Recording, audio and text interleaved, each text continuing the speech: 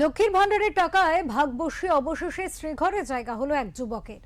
একবার দুবার নয়, টানা 2 বছর ধরে পুরুষ হয়েও লক্ষ্মীর ভান্ডারের উপভোক্তা হয়ে টাকা তুলছিলেন ওই যুবক।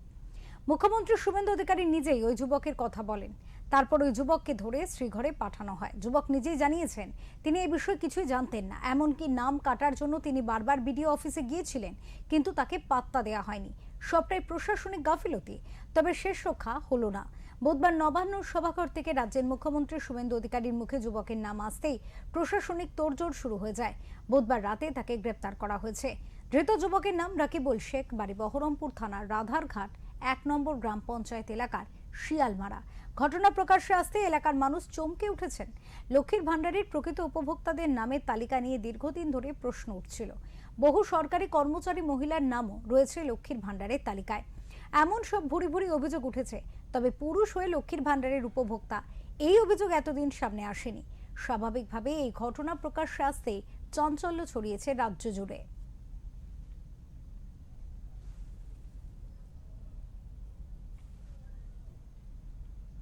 এ বিষয়ে কথা বলবো, আমাদের সাথে আমাদের প্রতিনিধি রয়েছেন তাপস ঘোষ। তাপসের সাথে কথা বলবো। তাপস, লক্ষ্মীর ভান্ডার এবং সেই লক্ষ্মীর ভান্ডার পাচ্ছেন একজন পুরুষ, এবং তার বক্তব্য তিনি বারবার করে তার নাম কাটানোর জন্য বিডিও অফিসে গেছেন, কিন্তু তাকে পাত্তা দেওয়া হয়নি।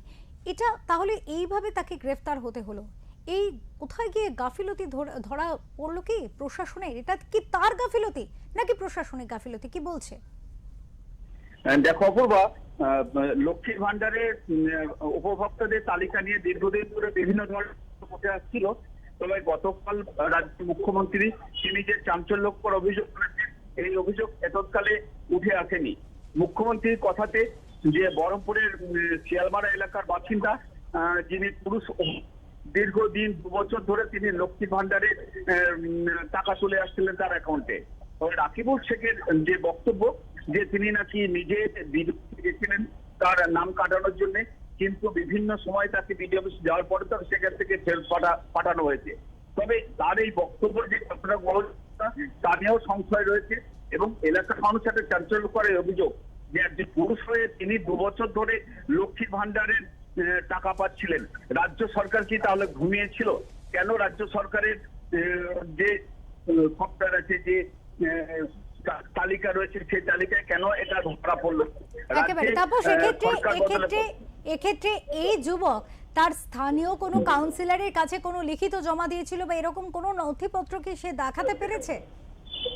না, এখন দেখো বাবা, এখনো পর্যন্ত কোনো নথি বা তালিকা তিনি জমা দিতে পারেননি, এবং গতকাল রাত্রে তাকে বহরমপুর থানা পুলিশ তার ব্যবসায়িক যে কেন্দ্র সে প্রতিষ্ঠান থেকে তাকে গ্রেপ্তার করে এনেছে। আজকে তাকে আদালতে তোলা হবে, এবং আমরা যেটুকু পুলিশ সূত্রে জানতে পারছি যে তাকে পুলিশ হেফাজতে নিয়েই এই তদন্ত করবে যে এর পেছনে আর কে আছে, এবং আর কেউ এই তালিকায় আছে কিনা যারা লক্ষ্মীর ভান্ডার পুরুষ হয়ে লক্ষ্মীর ভান্ডারের টাকা তুলে ভুয়োভাবে তুলছেন। তারপর সেক্ষেত্রে সেখানকার যারা স্থানীয় বিজেপি নেতৃত্ব রয়েছেন তাদের কি প্রতিক্রিয়া পাচ্ছ? হ্যাঁ, আমরা বিজেপি জেলা সভাপতি মলয় মহাজন, তাকে আমরা প্রশ্ন করেছিলাম। তিনি যেটা বলছেন, এখন তৃণমূলের সরকারের আমলে এইভাবে ভুয়ো লক্ষ্মীর ভান্ডারের টাকা তোলা হয়েছে, এবং সেই তালিকায় রয়েছে বহু চাকরিজীবী যারা করেন অথচ লক্ষ্মী ভান্ডারের টাকা পাচ্ছেন। তবে মুর্শিদাবাদ জেলায় আরো উঠে এসেছে, মলয় মহাজন যেটা জানিয়েছেন যে ডোমকলেও এমন বেশ কয়েকজন পুরুষ আছে যারা ভান্ডারে টাকা পাচ্ছেন। এটা কিভাবে সম্ভব, এবং পুরো গাফিলতির দায় তিনি পূর্বতন রাজ্য সরকারের উপরে চাপিয়েছেন। এক্ষেত্রে স্থানীয় তৃণমূল নেতৃত্বের তরফ থেকে কোনো প্রতিক্রিয়া পেয়েছো তাপস?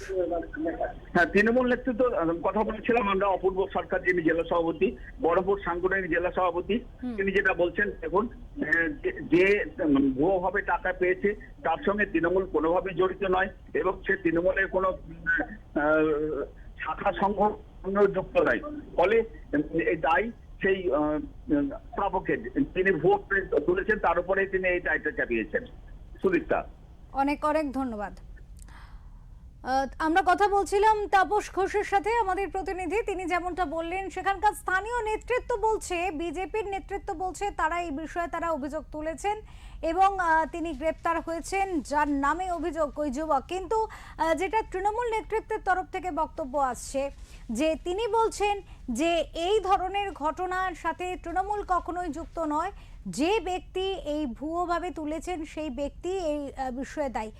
কিন্তু এখান থেকে স্বাভাবিকভাবেই প্রশ্ন থেকে যাচ্ছে যে ওই ব্যক্তি তো নিজে নিজে টাকাটা নিয়ে নেননি, তার যে প্রসিডিওর ছিল সেই প্রসেসের মাধ্যমে তিনি যদি এই টাকা তুলতে যান, তাহলে সেক্ষেত্রে প্রশাসনিক ভূমিকা কী ছিল, প্রশাসনের তৎপরতা কোথায় ছিল? প্রশাসনের ভূমিকা নিয়ে স্বাভাবিকভাবে এই ঘটনা কিন্তু যথেষ্ট বড় প্রশ্ন তুলে দিল।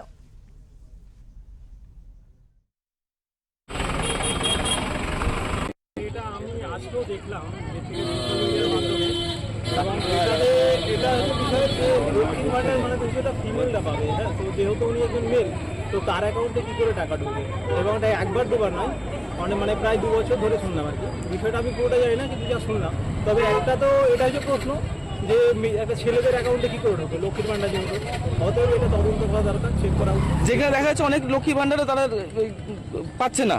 হ্যাঁ হ্যাঁ, অবশ্যই অনেক মানে মহিলা আছে যারা হয়তো যেটা পাওয়ার যোগ্য তারা হচ্ছে পাচ্ছে না, কিন্তু যাদের অ্যাকচুয়ালি দরকার নেই, এবং সবথেকে বড় হচ্ছে উনি তো একজন পুরুষ, তার অ্যাকাউন্টে কী করে আসে। অতএব এটা অবশ্যই চেক করা উচিত এবং যাচাই করা উচিত, যারা পাওয়ার যোগ্য তাদেরকে দেওয়া উচিত আমার মনে হয়। একদিন থেকে কয়েক মাস ঢুকছে, কয়েক বছর থেকে যাই হোক তারপরে কিন্তু কিভাবে ঢুকছে আমি নিজেও জানতাম না। আমি বিডিও অফিসে গিয়েছিলাম, বিডিও অফিসে জানানোর পর কোনো রেসপন্স পাইনি। আমি বলতে কোনো রেসপন্স পাইনি। মানে অফ করার জন্য বলেছিলেন যে আমার হ্যাঁ অফ করার জন্য গিয়েছিলাম, আমি বললো 2 দিন পর এসে গিয়েছিলাম, কোনো পাত্তা পাইনি আমি। মানে আর কে পায় বাড়িতে লক্ষ্মী না, ভান্ডার? বাড়িতে আর কেউ পাই না। আপনার স্ত্রী? আমার স্ত্রী তো পাবে স্বাভাবিক।